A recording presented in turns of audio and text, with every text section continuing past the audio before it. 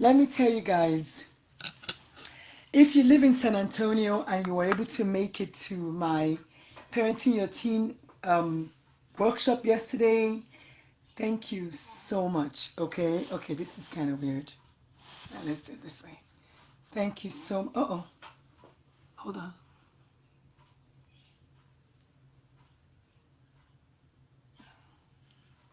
Really? All right. I'm not sure what's going on with my Facebook page, but hi, Kofo. Hi, Alice. Okay, we're back. And if I go off again on Facebook, y'all just get on the Tina Live or get on the Ask Dr. Lulu, because has everybody else experienced this Facebook drama recently? Like, it's been doing some weird things. It got me thinking, is it my phone? Is it me? Some weird things have been happening with Facebook recently, and I don't know. It just shuts off on its own, whatever, whatever. So, hi everyone, buenas tardes. It's me, yours truly, Doctora Lulu. Happy Sunday. Happy first day of the week. Happy everything. How you guys doing? If you went to church, give me a holla. Okay? I see Bridget Lyles, my girl. Hi, Bridget. Let's see. And Cynthia. Hi. Hi, Bridget. Long time. Okay, let's get started. So today we're going to be talking about Dr. Lulu's 10 Commandments of Intentional Parenting. You like that? Dr. Lulu's 10 Commandments? I mean, 10 Commandments, 10 Commandments. I just want to put Dr. Lulu in everything. So, Dr. Lulu's 10 Commandments. Wendy Spade says every time they update the algorithms, it gets glitchy. No worries. Okay, thank you, because I don't know anything about tech, but I do know that stuff has just been happening. It won't let me do one thing or the other. I don't know. So I have to use my Apple now because for some reason my Surface won't even pick up the browser or something. But thank you all so much for joining me this Saturday afternoon. Hi, Ike.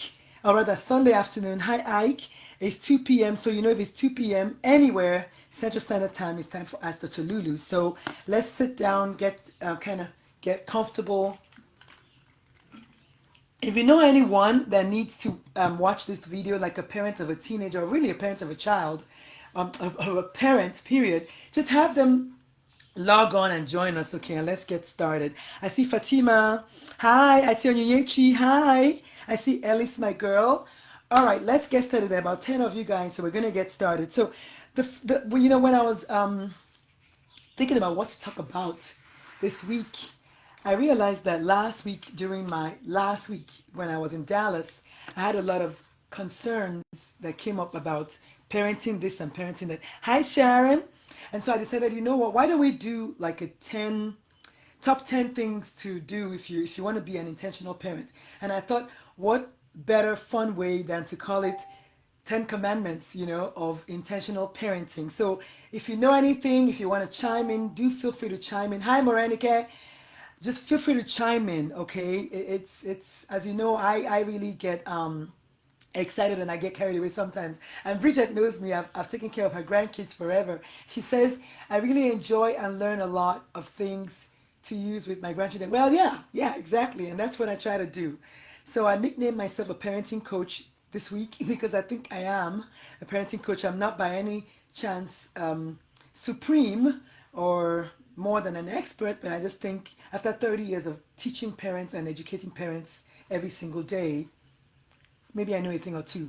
So let's get started. So what's the first commandment? The first commandment is, thou shalt not do for thy child what they can do for themselves. How cool is that? Thou shalt not do for thy child what they can do for themselves. This is such a tricky one because I know most of us parents, and I'm guilty because I'm a parent times 3, and then I have 8 goddaughters, so 11 children altogether for me.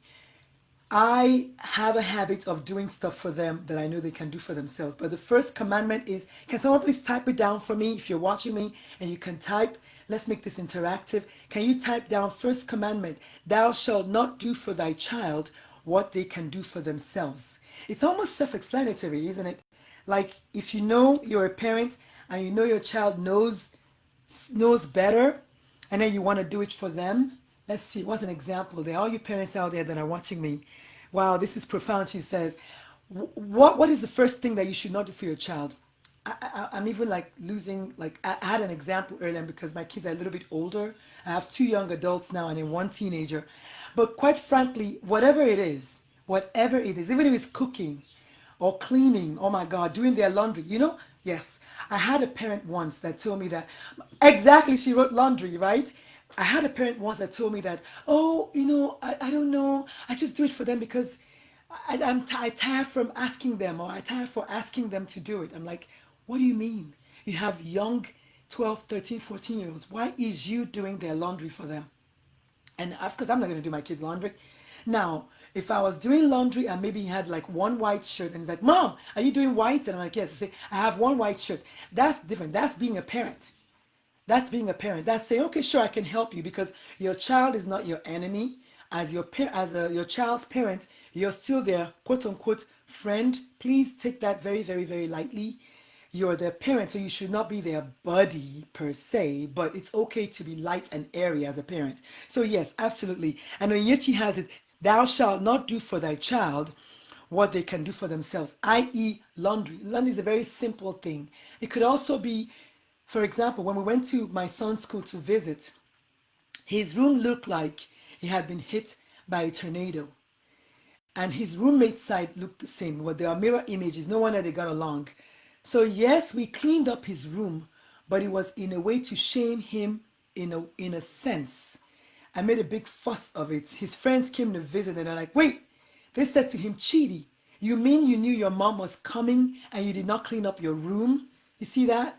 So even though I was with his brother and his grandmother and we kind of tossed things around and made it look easy, cleaner, and I took pictures of his room, of course, in an effort to hold it on for the future when he's getting married and I have to show it at the wedding or something. But the point I'm trying to make is, yes, we cleaned up his room, but it was in a sense to shame him because he knew it's like the basic thing, right? Your mom is coming to visit you. You clean up your room. You clean up your house. Like you just do not do that. So when he didn't do that, we clean it up, but with a twist.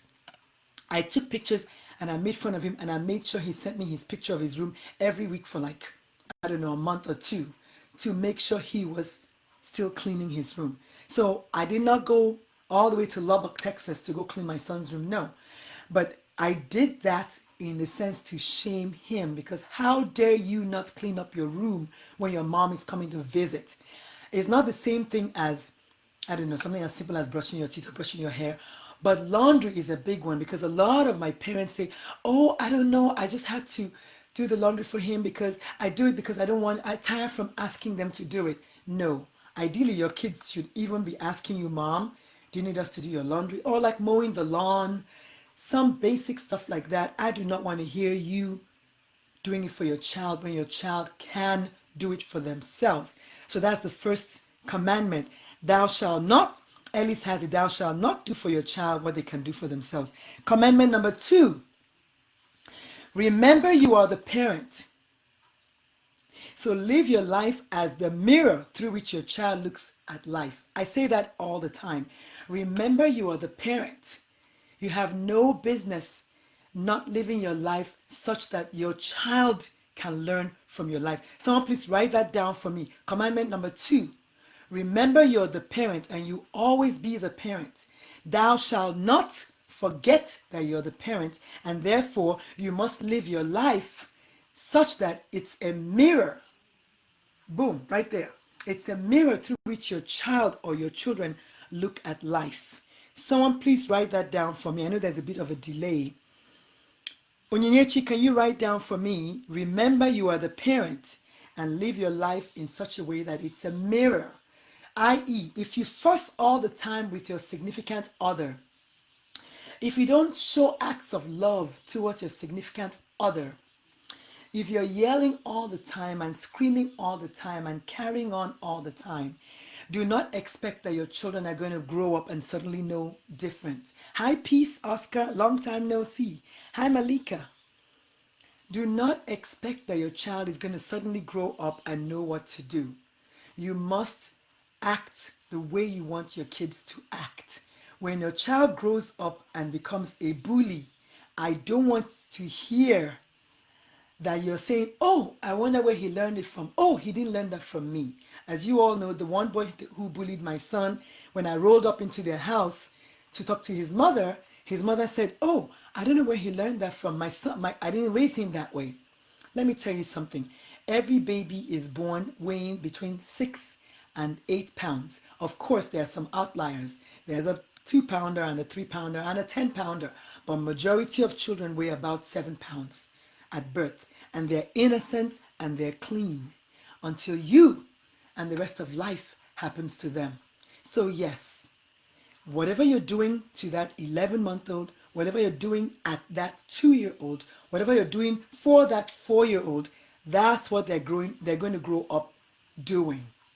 So commandment number 2, you must live your life such that it is a mirror for your kids. Fatima, thank you. Commandment number 3, thou must love thyself first, because you cannot give to your child from a place of empty. Can I hear an amen for that? Thou must love thyself first.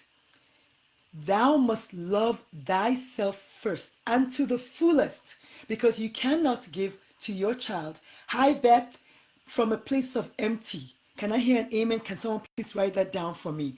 You must love yourself to the fullest. You cannot love your child better than you love yourself. Let me tell you something. I am a mother of 3 kids. I cry thinking about my kids. That's how much I love them. But I better not love my child more than I love myself. You know why? Because if I had not loved myself better than I love my children, I would have still stayed in a marriage that was killing me. A lot of people tell me, oh, I'm staying because of the kids. Oh, I'm staying because of the kids. Let me tell you something, baby girl. Let me tell you something, sir. You cannot give of your child to the abundance that you can if you're suffering, if you're not living your own life to the fullest, if you don't love yourself enough. And so somebody please write it down and give me an amen, hallelujah, because you cannot live an empty life, be an empty vessel, and expect to nurture another, expect to feed another. So, thank you. Oh my God, you guys are making me so happy today. Everyone is writing it down. Thank you. Thank you. Thank you. Thou must love thyself first and to the fullest. Then you can love your child. So don't come to my office, roll up in there telling me, I don't know, I'm staying because, oh my God, my page keeps going off. Y'all, I'm so sorry. I'm not sure what's going on.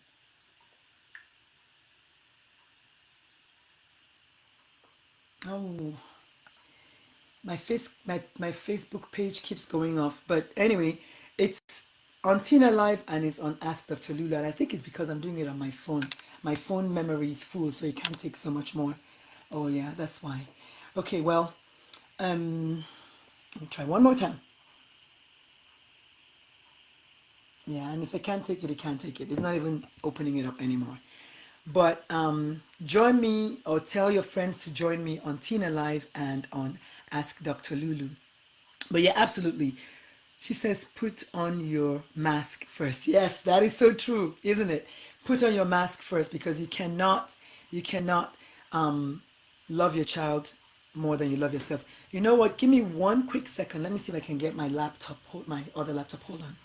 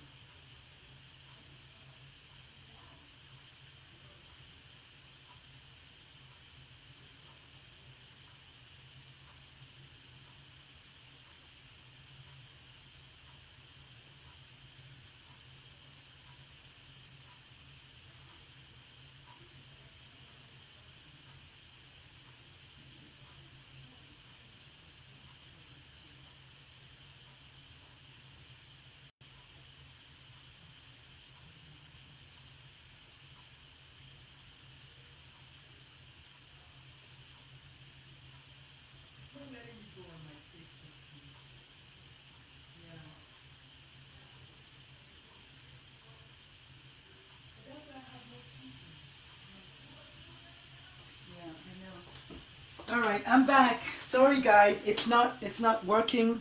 It's not working. So I'm not sure, my phone is just completely crashed. And if you're still there, thank you so much for hanging in there because the show must go on. So commandment number 4, that was number 3, yeah. Number 4, thou shalt not overreact and do stuff that causes you to lose control. I probably need to listen to my own doggone preaching, right? Thou must not overreact and do stuff that makes you lose control. You know, as a parent, a lot of us suffer from that. And if you do suffer from that, just give me an amen, because you know and I know that it's something that is we all need to work on. Thou must not overreact. Commandment number 4, thou must not overreact. Thou must not overreact and lose control. Because if you overreact and then lose control, by the time you come back and start saying I'm sorry with your tail between your legs, your child is going to be like, what kind of example are you giving, right? So as much as possible, try as a parent to stay in control of what's going on at all times. You must stay in control. It's not even funny. I am working on it and I think I'm doing a lot better. The kids were telling me, I think yesterday, that, oh yeah, mom, we have to give it to you. You're doing a little bit better. And I'm thankful. It's a work in progress. No one is perfect. We're all imperfect and we have to claim and own our imperfections. However, losing control, overreacting is a big, big thing in the Nigerian parent realm. And then we just start yelling and screaming. And then what do you think your teenager is going to do when you start yelling and screaming? You guessed it. What's your toddler going to do when you start yelling and screaming? You guessed it. There's anarchy. We don't want that. So you must stay in control and do not overreact. Commandment numero 5, right? Thou shalt give them due respect. Hey, hey. Thou must give your teenager due respect with enough pleases and thank yous. I don't know about y'all, but I cannot remember as a teenager my parent necessarily telling me please or thank you as a term of endearment or even as a means of communication. It was like, do it, and that's it. And I do go there every now and again. I do go there with my kids, but as much as possible, I do say please and I do say thank you. But when they don't, then we go to the next level. The point I'm trying to make is respect begets respect. And even a small toddler, you have to show respect to them. And when I say that, I don't mean that I was active duty Air Force, okay? Let me use myself as an example. As a lieutenant colonel, as a commander, if I didn't respect my subordinates, they're not going to respect me. That's what I mean. So even though it's your child, 4-year-old, 14-year-old, 40-year-old, you must still respect them. Please and thank yous is an example, but there are many, many other ways of showing respect to your child. One of the ways is just watching your tone. Just watching your tone, softening your body language, softening your eyes. You know the eyes tell everything. Soften your eyes, soften your body language, soften your tone. You don't have to say please, I'm begging you. No, that's not it. But just do stuff that you know you would want them to do back to you because they're learning from you every single day. So that is very, very important. Okay? Number 6. Thou shalt allow thy child to have to learn appropriate life lessons.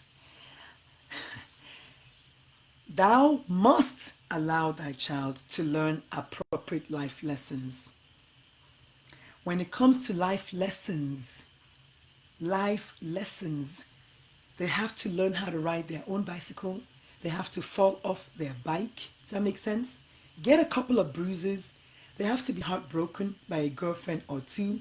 You cannot, no matter what a good parent you are, you cannot protect them 24/7. It's just not possible. So allow them to learn some life lessons. They can come crying to you. You're there with open arms. but those life lessons will strengthen them, make them stronger. You can't teach them everything. Nobody can. Life has to teach them some things. Sometimes they're hard lessons, but they're good in the end. So hard is not equal to bad. Hard is sometimes and most of the time good. I think the best example I can give is the human muscle. Those of you that work out and have good muscles, one of the things that they tell you is the more you work out, the more you tear the muscles, the more they form back and then they reconstruct and become nice and slim and looking good.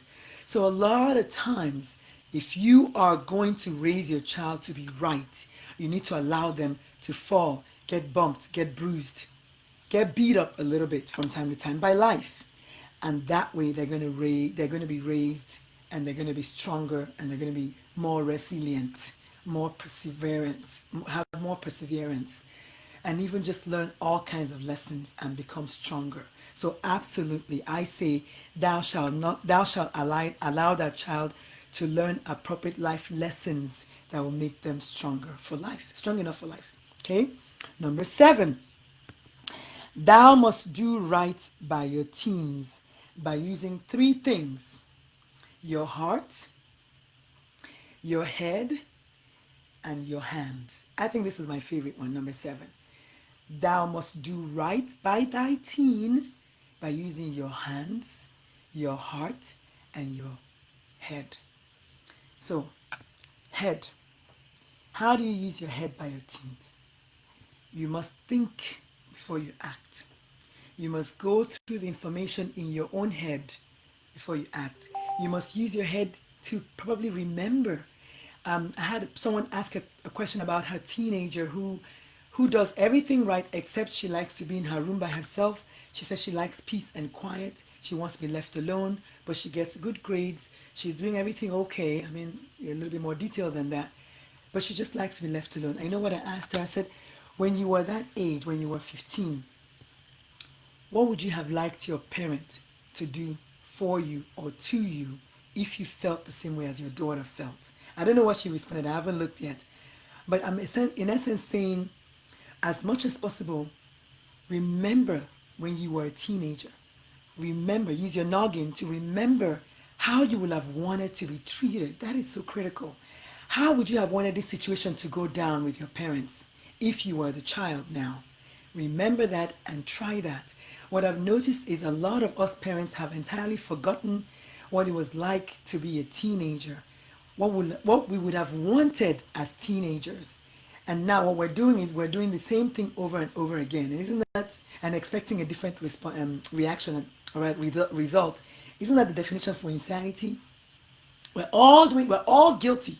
The number one complaint that any child or any teenager has of their parents is they don't listen to me. They don't let me speak or whatever. The number one concern that parents have about their teenagers is they don't listen to me. So if both of us are saying the same thing, which of those two people can you change? Yourself. And so if you don't change the way you're doing things, no wonder we're all still getting the same results to this date.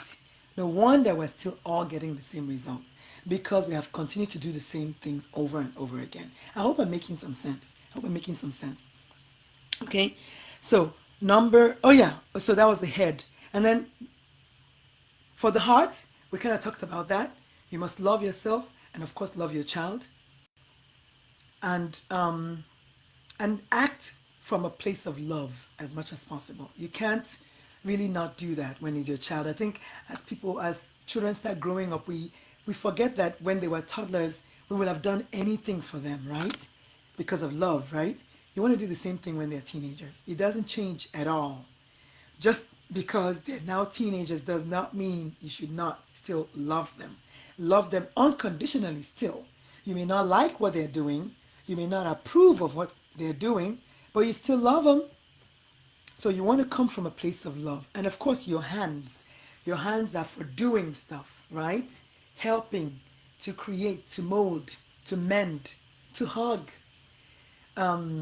Yes, so those 3 things, the 3 H's, your heart, your head, and your hands, you must come from that place. And that's the 7th commandment. The 8th commandment Thou must pick thy battles wisely. Oh my gosh. Can somebody please write that down? Someone please write down. You must pick your battles wisely.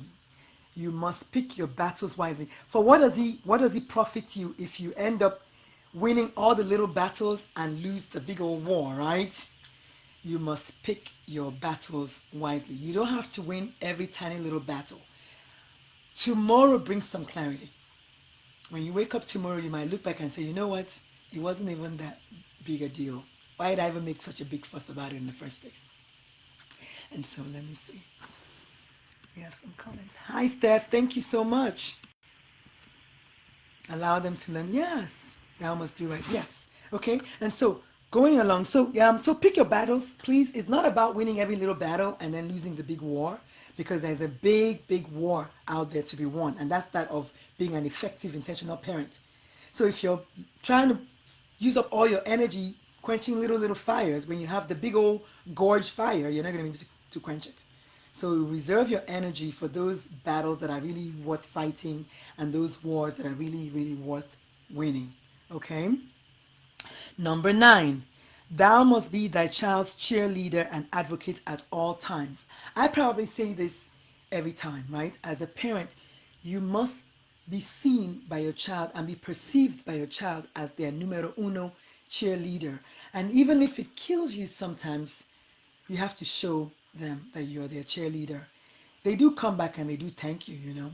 Yesterday when my son was giving his talk at the Parenting Your Teen workshop that I had here, he said that. He said all the things that were going on with him, one of the things that he remembers, one of the people that he knows was there for him was his mother. I mean, I had to be there because I was a single parent, but even not all single parents are there for their kids. But I need your kids to see you and know you and believe that you're their number one cheerleader, and therefore you bend over backwards if you have to do anything for them, to do everything for them, as far as is within reason, especially when it comes to having their back. When someone is either trying to put them down, God forbid, bully them or whatever, having their back is critical, that you are there and you're visible and they're seeing you and they're perceiving you, they're feeling you as being their number one cheerleader. And then number 10, thou must allow them some independence, like the proverbial kite and the string holder. I use that all the time. I use that example of the kite and the string holder all the time. Thou must allow your child, your teen, some degree of independence. And the way I see it is, if you don't give them any independence at all, because you're not Captain Von Trapp, you know what's going to happen? You want to guess? Exactly.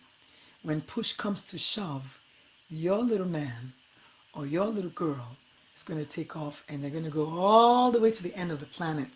You can't get them back because they finally got a little taste of freedom. So allow them some independence. Rather, let it be controlled independence. In other words, okay, you're going to be gone. You're going to be back at noon, right? And then give them the rules of engagement. Curfew is at 9 p.m. If you're not going to be back at 9 p.m., I want to know why you're not coming back. Give me a heads up. Because a lot of times, like I said about not jumping to conclusions or overreacting, what if they were in a wreck? What if they got robbed? What if something real happened and that's why your child could not make it back at 9 at the time of curfew? So that's the example. That's what I'm saying. So essentially, give them some independence within reason and say, okay, you're coming back at 11 or whatever. That's a big one with parents and their kids' curfew. Or if you must drive the car when the gas is at half tank, you need to fill it back up. Something like that. And then when they abuse it, then you can now say, okay, we talked about this from the get-go. We said if you couldn't do it or if you couldn't whatever, this is what's going to happen. So that's kind of how I want you to look at that. So give them some independence. Nobody wants to be locked up in a room and not have any kind of freedom. You didn't like that if your parents did that to you, did you? And therefore, I would not like that. Nobody would like that, So absolutely. Hi, Anjali. So absolutely give your kids some degree of independence, but within reason. Always be able to reel them back. And that's the analogy of the kite and the string holder. You as the parent are the string holder. Your child is the kite. Allow them to fly free, but when push comes to shove, when they're going too close to the tree or too close to a roof or too close to something that's going to damage them, your job as a parent is to reel them back. And so those are my 10 commandments that I had. I hope you guys had fun. I had fun coming up with them personally. This last one is not a commandment per se, it's just to kind of sum it all up. As an intentional parent, your primary duty is to raise a well rounded, productive, mentally stable adult. That is your job as a parent. I don't take my role lightly at all as a parent. It's very difficult. It is the hardest thing I've ever done. It is also the most rewarding thing that I've done, but it's not easy. It's not easy. So, but your job is to raise them to be well rounded, which means that at one point you're going to have to, chip at the edges to help shape them up. You can't give them too much freedom because that's too much. You can't hold them too tight because that's also too much. I don't care if it's an only child. I get a lot more drama from my kids who are only children, from my families who have only one child, and usually not necessarily from the child per se. A lot of times it's from the parent. Y'all have heard about helicopter parents. No other parent is a helicopter parent as that who has one child. But let me tell you something. And if you look on YouTube, you will see all those viral videos. You can't give your child everything. As much as you want to, you just cannot. It's not practical. It's just not practical. So please, please, please do not think that just because you're being strict or you're being even allowing them some liberties or whatever, that you're not a good parent. You need to be effective. You need to remember your childhood days. You need to remember your own teen days. And hopefully that'll help you kind of know the things that your kid is not going to do. Kids are not different. They might have more technology, but that's about it. All kids are the same inside. And if you hurt them once, twice, the third time, well, be ready for war because, it may go many, many ways that you don't like. And so that's all I had for y'all today. I hope you enjoyed it. I enjoyed it. I really, really enjoyed coming up with the 10 points. Let me see. Is anything going on? Oh my God. Yes. So, any questions? If there are no questions, then great. Listen, thank you all so much for always tuning in on Sundays. I do not take it lightly. I appreciate it from the bottom of my heart. Every single moment you spend with me on Sunday afternoons. If you have not joined my Parenting Your Teen program, we have about 13 spots left. I think it was 11 last time I checked. 11 spots left. We're going to max it at 100 people and that's it because Zoom only allows me to do a class with 100 people. So I know all 100 of you are not going to be able to attend all the classes, but hey, we have 100 people max. We have 11 spots left. Please join in. The first class is free, as you know. It's a full course and it's free. The second thing I have is my podcast is finally out. Some of you have been guests already, and it's been just a party. We've been having a lot of fun. I have had a lot of fun recording it.